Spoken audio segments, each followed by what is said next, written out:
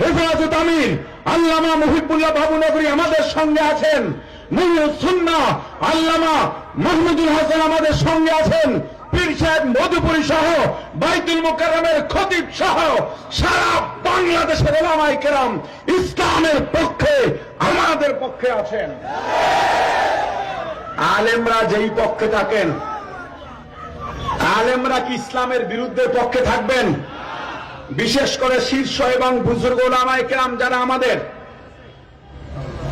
হাত পাখাকে পীর সাহেব চরমনাইকে অভিনন্দন জানিয়েছেন, মুবারকবাদ জানিয়েছেন, তার মানে কি ইসলামী আন্দোলন তাদের হাত পাখা ইসলামের পক্ষে আছে?